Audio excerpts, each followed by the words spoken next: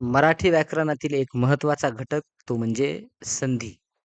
मराठी व्याकरणातील ही संधी लक्षात ठेवण्यासाठी या आजच्या व्हिडिओमध्ये आपण काही जबरदस्त ट्रिक्स घेऊन आलेलो आहोत. मित्रांनो नमस्कार. अभ्यासट्री या यूट्यूब चॅनलमध्ये आपल्या सर्वांचं स्वागत आहे. आपण सध्या टी-ई-टीची तयारी करत आहोत आणि पेपर 1 आणि पेपर 2 मध्ये मराठी व्याकरणातील ही संधी खूप महत्त्वाची आहे. त्यासाठी आपण आज या व्हिडिओमध्ये संधीचा कोणताही प्रकार केवळ 1 सेकंदात ओळखायला शिकणार आहोत.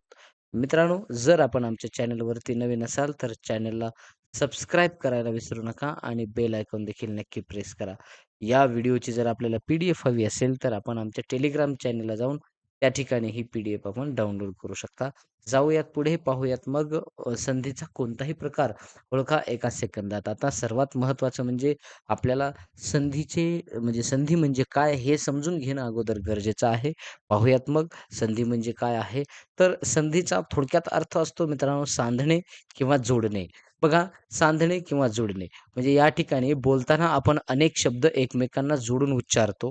पहिल्या शब्दातील शेवटचा वर्ण आणि दुसऱ्या शब्दातील पहिला वर्ण एकमेकात मिसळून एकच जोड शब्द तयार होतो. या जुळण्याच्या किंवा सांधण्याच्या या प्रकाराला आपण व्याकरणात संधी असं म्हणत असतो.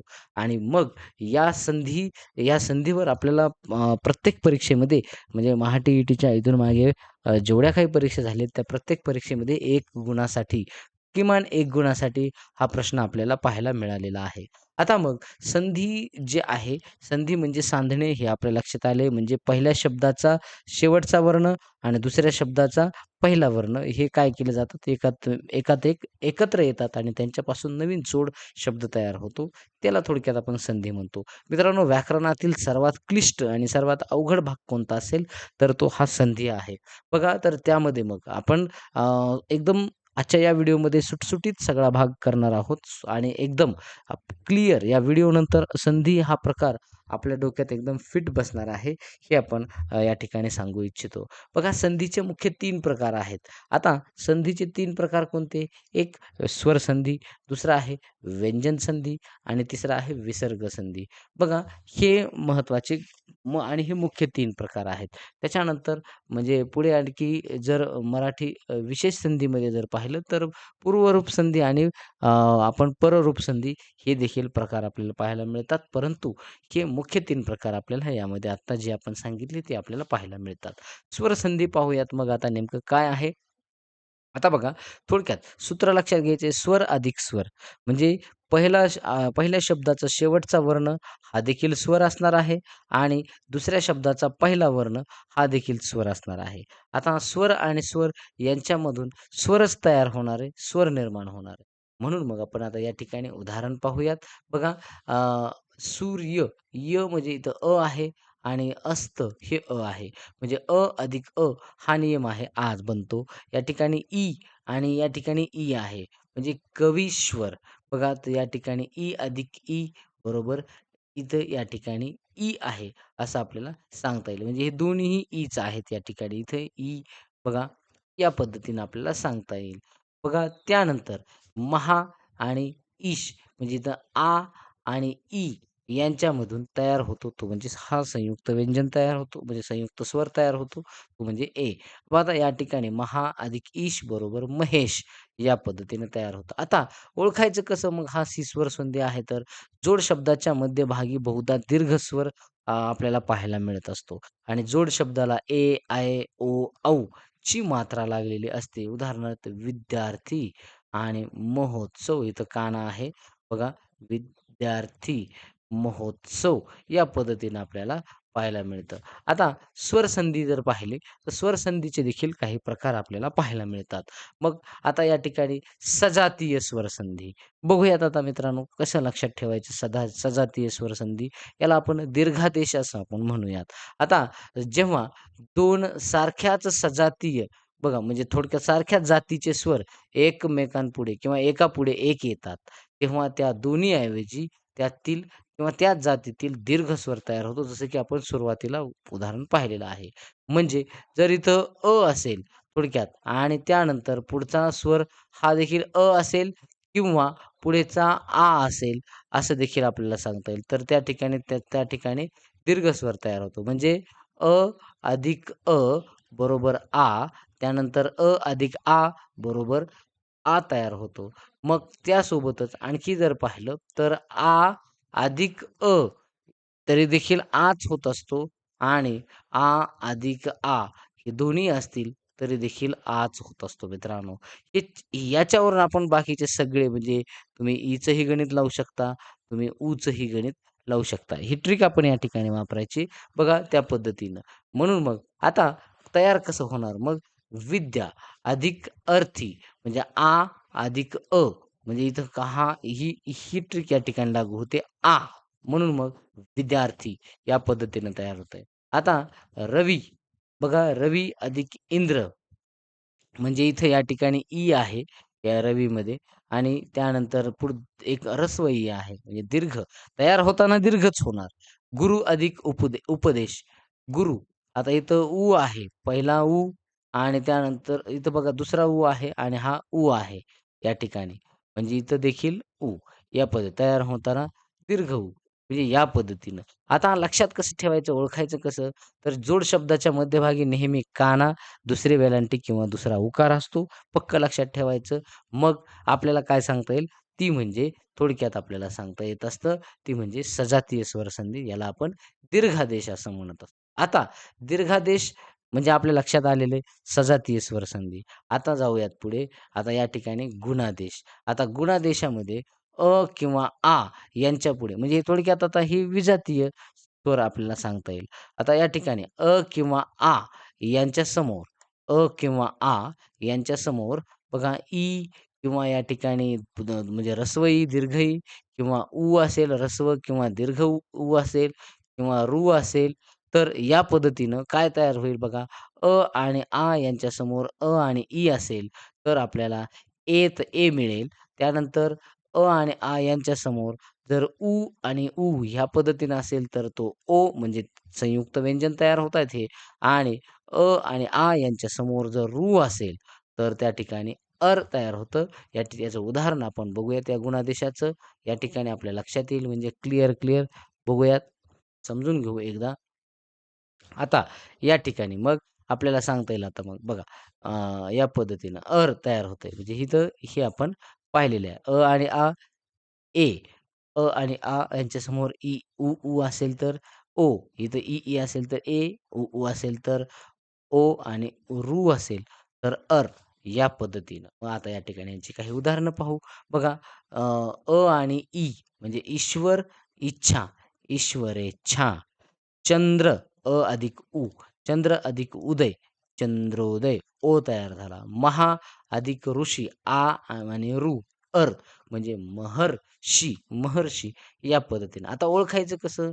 शब्दाच्या डोक्यावर एक मात्रा असेल, शब्दाला काना किंवा आणि एक मात्रा असेल, ओ असेल आणि रफार असेल, तर आपण हे समजून घ्यायचं आहे. बघा, म्हणजे इथं एक मात्रावाला म्हणजे इथं या ठिकाणी आपल्याला सांगता एडका, म्हणजे इथं ओजीवाला म्हणजे इथं एक काना, एक मात्रा आणि म्हणजे इथं रफार या पद्धतीने असेल तर आपण समजायचं तो गुणादेश आहे. आता वृद्धादेश काय आहे? किंवा या स्वरांपुढे ओ, औ आणि आल्यास आता मग त्यांच्याबद्दल आता आणि त्यानंतर औ हे तयार होईल. म्हणजे कसं? आणि हे आपण पाहिले यांच्यासमोर आपण वरती पाहिले ई असेल तर ए होते. पण जर ए आणि आयच असतील तर तर काय होईल? तर त्याबद्दल आय तयार होईल आणि ओ आणि औ असतील तर औ तयार होईल. बघा याला वृद्धादेश आपण म्हणत असतो. आता म्हणजे काना मात्रा 2 तयार होतात. म्हणजे या ठिकाणी. आता बघा मग आपण समजून घ्यायचंय, की इथं 1 अधिक 1 एक म्हणजे आणि ए यांच्यासमोर आलेला आहे. जल अधिक ओघ, जलौघ म्हणजे इथं आणि ओ याचा औ तयार झालेला आहे. सदाएव म्हणजे सदा अधिक ए बरोबर म्हणजे सदाएव, सदाएव म्हणजे सदैव याचं तयार झालेलं आहे. यावरून आपल्या लक्षात आलेलं आहे, की आणि त्यानंतर त्याच्यासमोर जर ए किंवा आय असेल, इथं यांच्यासमोर तर ते आयच होत असतं आणि यांच्यासमोर जर ओ किंवा औ तयार झालेला असेल, म्हणजे लागला असेल, तर त्या ठिकाणी औ लागतो, हे आपण लक्षात ठेवायचं आहे. आता ओळखायचं कसं? तर शब्दाच्या डोक्यावर नेहमी किती मात्रा असतील? 2 मात्रा असतील आणि किंवा मग काय असेल? 1 काना 2 मात्रा या पद्धतीनं पाहायला मिळेल. आता आता बघा आपण या ठिकाणी अ, पुढचा प्रकार पाहणार आहोत. तो म्हणजे यणादेश. आता यणादेशमध्ये आपण म्हणजे जे पाहिले गुणादेश पाहिला, आपण पहिला दीर्घादेश पाहिला, त्यानंतर आपण गुणादेश पाहिला, आपण वृद्धादेश पाहिला, आपण यणादेश आता या ठिकाणी पाहूयात. आता बघा यणादेशमध्ये काय आहे, की ई आणि ई म्हणजे ऱ्हस्व ई, दीर्घ ई, ऱ्हस्व उ किंवा दीर्घ ऊ किंवा ऋ यांच्या पुढे कोणताही विजातीय स्वर म्हणजे वेगळा स्वर आल्यास ईचा य होतो, ऊचा व होतो, चा र होतो आणि त्यात पुढचा स्वर मिसळतो. बघा ही ट्रिक लक्षात ठेवायची. आता या ठिकाणी काय काय होईल तर बघा मग आता इथं या ठिकाणी इति अधिक आधी म्हणजे या ठिकाणी आता इतिला इति या पद्धतीनं पहिली व्हॅलेंटी हवी आहे. बघा पुढे आलेला आहे म्हणून ईचा य झाला म्हणजे य आणि पुढे काय झाला त्याचा पुढचा स्वर म्हणजे पुढचा स्वर कोणता आहे? हा आहे. म्हणजे या अशा पद्धतीने बनला तर इत्यादी. आता अधिक अल्प आता इथं आहे. आता मग च्या पुढे आलेला आहे म्हणून मग चा व होतो आणि पुढचा स्वर आहे म्हणजे व. म्हणजे स्वल्प अशा पद्धतीनं आपल्याला सांगता येईल. पितृ अधिक आज्ञा तर इथं काय आहे आणि च्या पुढे आहे म्हणून मग काय तयार होईल? रा होईल. म्हणजे पित्राज्ञा या पद्धतीनं हे यनादेश आपल्याला पाहायला मिळेल. बघा या पद्धतीनं आपण हे लक्षात घ्यायचं आहे. ओळखायचं कसं? जोड शब्दामध्ये नेहमी य, व किंवा र ला जोडलेले अर्धे अक्षर हे आपल्याला पाहायला मिळेल.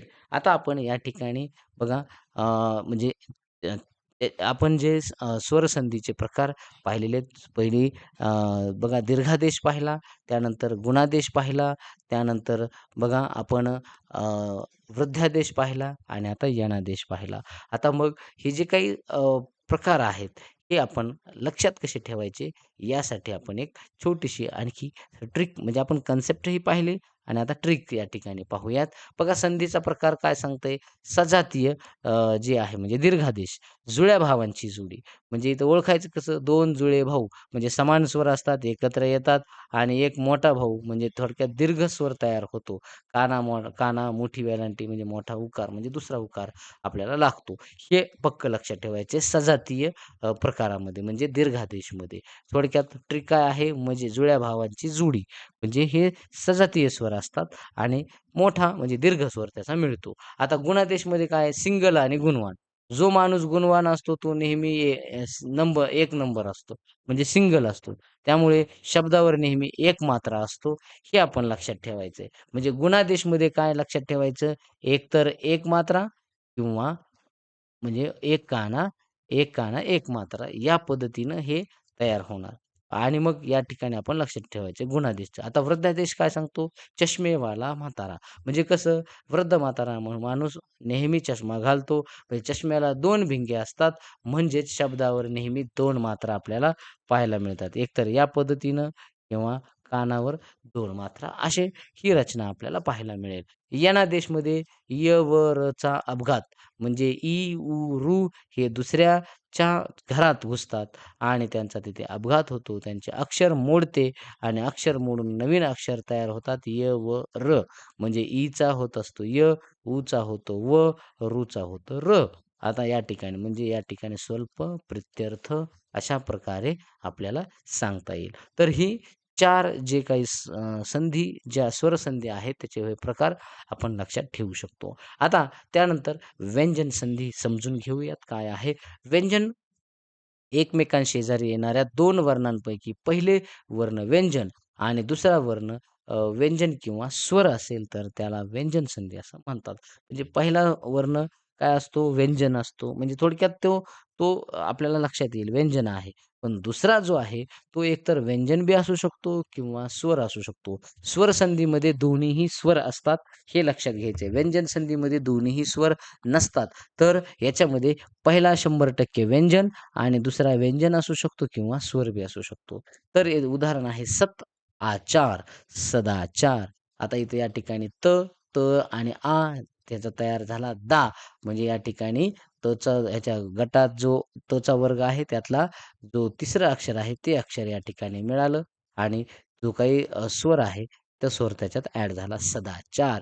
वाक्पती बघा इथं वाक्पती म्हणजे इथं क आणि त्यानंतर प म्हणजे हे वाक्पती या षटमास. बघा या ठिकाणी इथं आपल्याला सांगता येईल षटमास म्हणजे षण्मास या पद्धतीनं म्हणजे इथं टचं इथं न मिळालेलं आहे.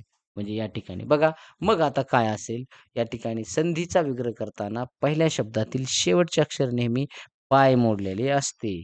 समजून घेणं गरजेचं आहे. बघा शेवटचं अक्षर पाय मोडलेलं आहे. म्हणजे क, त, प या पद्धतीनं जोड शब्दात कठीण अक्षर किंवा कठीण जोडाक्षर तयार होतं. वाघविहार, सज्जन या पद्धतीनं आपल्याला सांगता येईल. बघा त्यानंतर आता पुढचे आता व्यंजन संधी जी आहे, व्यंजन संधी म्हणजे आपण या ठिकाणी पाहिलेले म्हणजे व्यंजन असेल किंवा व्यंजन किंवा स्वर असेल याला आपण थोडक्यात व्यंजन संधी म्हणतोय आणि ट्रिक काय सांगते शेवटचं पहिल्या शब्दातलं शेवटचं अक्षर हे पाय मोडलेलं असतं.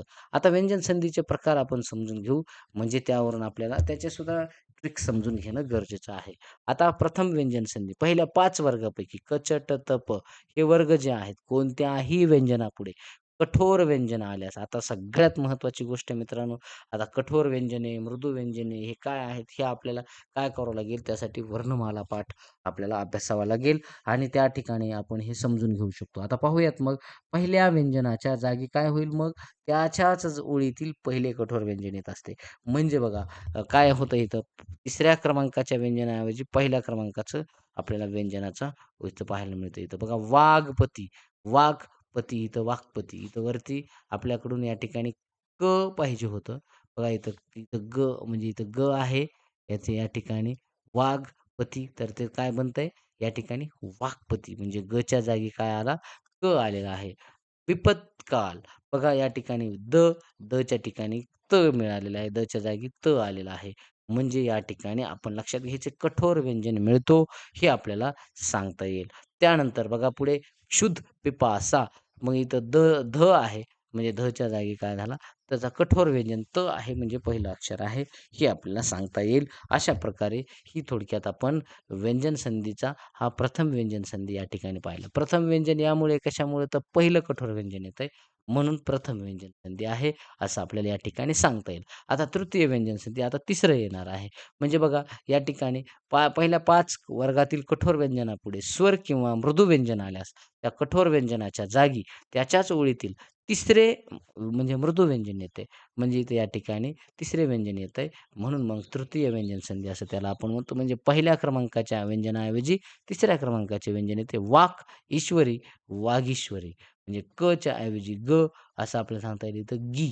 त्यानंतर सत आचार म्हणजे सदाचार असं आपल्याला सांगता येईल. तच्या ऐवजी द. आता बघा दा या पद्धतीने षटरिपू म्हणजे इथं षडरिपू टच्या ऐवजी ड आलेला आहे.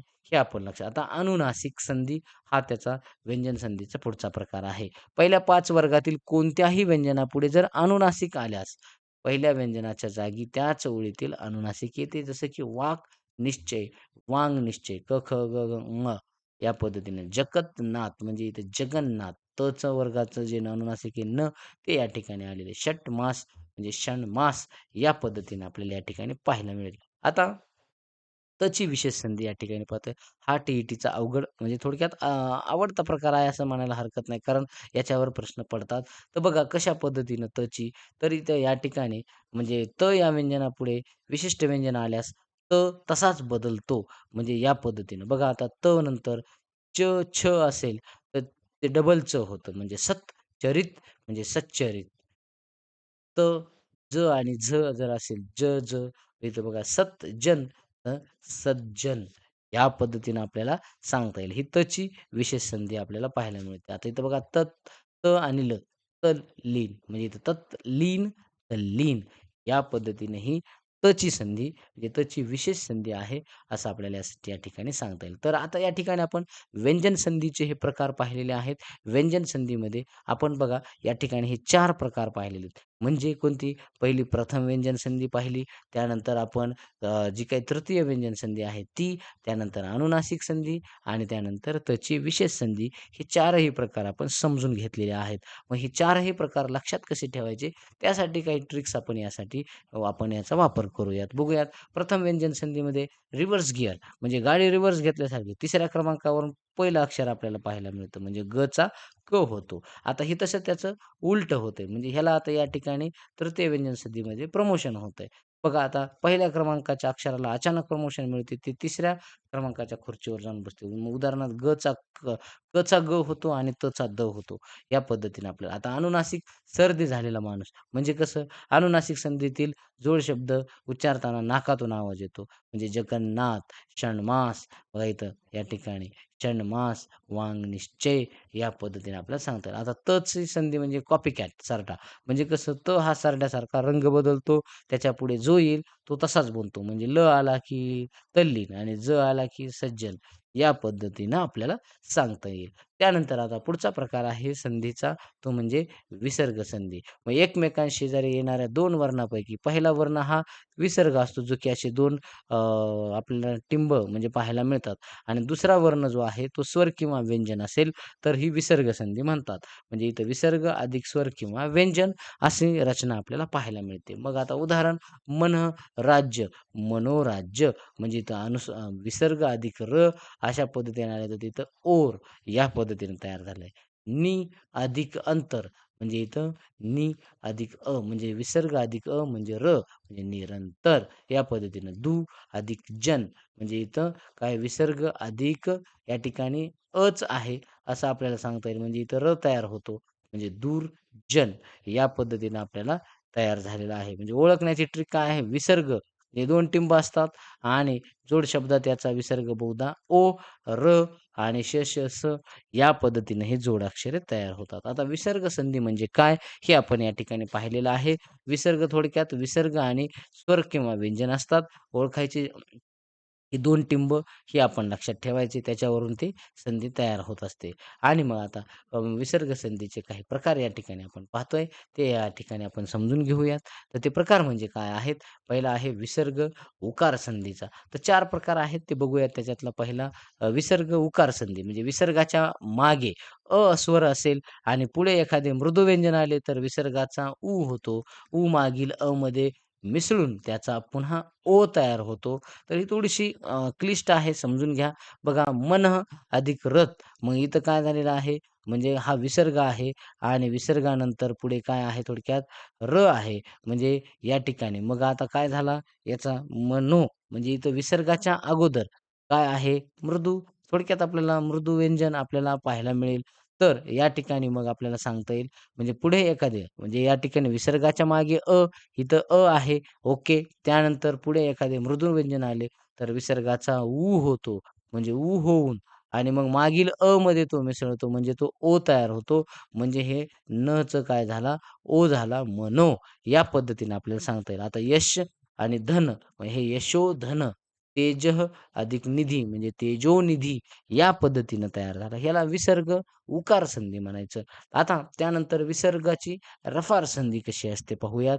विसर्गाच्या मागे किंवा आला म्हणजे किंवा सोडून दुसरा कोणताही स्वर असेल आणि पुढे मृदू वर्ण असेल, तर त्याचा र होत असतो आणि जोड शब्दात र बहुधा रफार म्हणून डोक्यावर बसतो. जसं की नि अधिक विकार इथं नाहीये, इथं ई आहे. म्हणजे सोडून म्हणजे स्वर कोणता इथं ई आहे. म्हणजे या ठिकाणी निर्विकार अशा पद्धतीनं ते तयार होईल. र तयार होतो म्हणजे तो र होतो परंतु तो रफारामध्ये जातो. म्हणून मग नि अधिक विकार बरोबर निर्विकार.